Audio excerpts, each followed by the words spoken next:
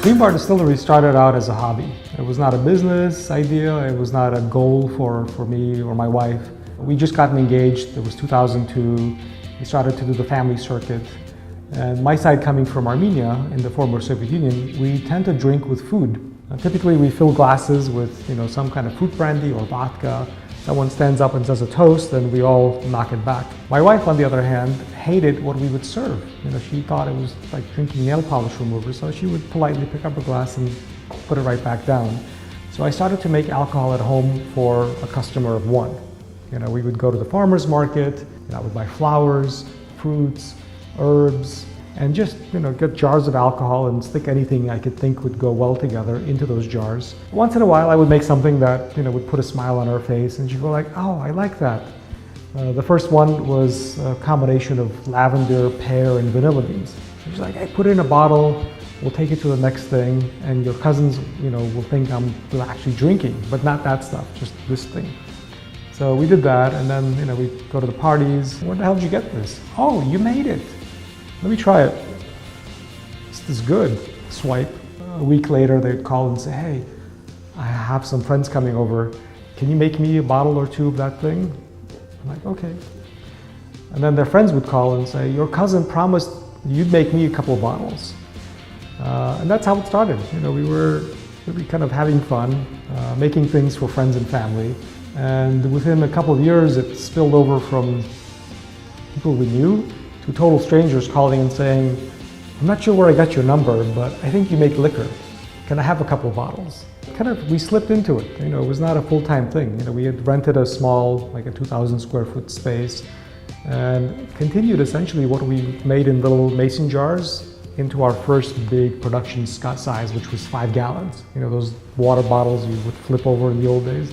That was our first commercial batch. After five years of playing around, it stopped being just kind of experimentation and started being more of a passion in a way, of a real craft. So we had to make that decision of kind of quitting making liquor or getting our number unlisted, or going into business. And we chose the latter in 2004 and became one of the first craft distilleries in America. We were number 37.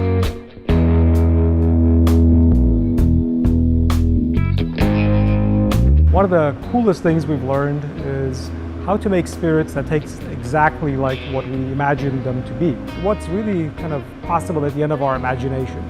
One of the clearest things we learned along the way was the limitations of pot distillation. They force you to take everything between the beginnings of the heart's cut and the ends. The first one being methanol, the other one, the last one being full of bitter, sour flavors. In those hearts though, are flavors that are boring, good, and awesome.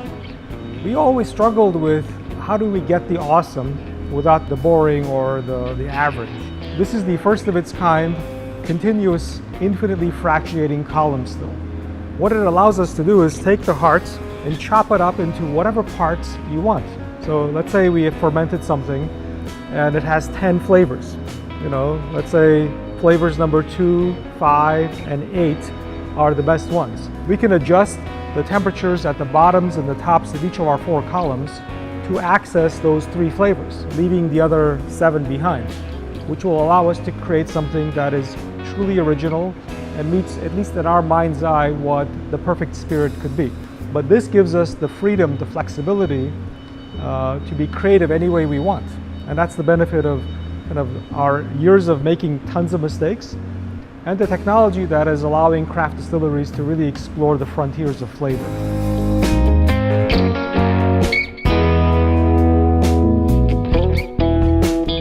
I don't have any experience in alcohol. I didn't study chemistry or any science. My wife and I met in graduate journalism school. It was kind of a reverse process. We would start with things we wanted to make. I want a rum that tastes like flowers and smells like flowers. I want a whiskey that tastes like fruit. I want a vodka that tastes like your garden. And because we were trained journalists, we asked a lot of questions. We would call up anyone we could get our hands on and ask, how do we do this? How does that work? In the beginning, there were no schools, not like there are today. There were no consultants you could hire. It was just kind of ask and make a lot of mistakes. It was just us pushing the boundaries of our imagination until it hurt, until we couldn't, move forward, and then kind of looking around to see where we could find solutions.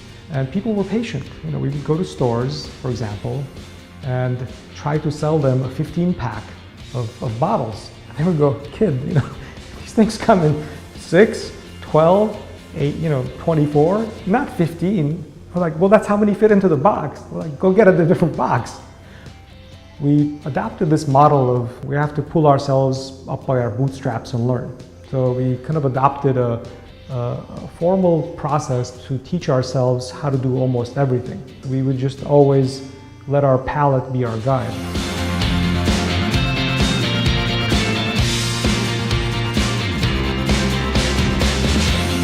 One of the things that really drives us these days, other than continuing to have fun, is pushing the envelope of flavor. Specifically pushing the envelope of California flavor, because we have a very unique environment. We live in a world flooded with flavor, whether it's fresh produce or foods that are available at a lot of restaurants around town. We have to do things that really reflect our imaginations as Californians, kind of capturing the flavor profiles of food, capturing the opportunities of being innovative. And that's one of the things that we're trying to really kind of instill in the community of new distillers. Push the frontiers. Don't make things that big companies can make, because no one needs us to make another bourbon. There are tons of bourbons out there. No one needs us to make another Amaro that tastes like the stuff from Italy. They already make it. Experimentation is really the heart of everything we do. It's not random. It's not like, oh, I'll just take a flyer and cook up something for the hell of it. I'm trying to do something that will make the lives of cocktail lovers more rewarding without all that extra, work and headache.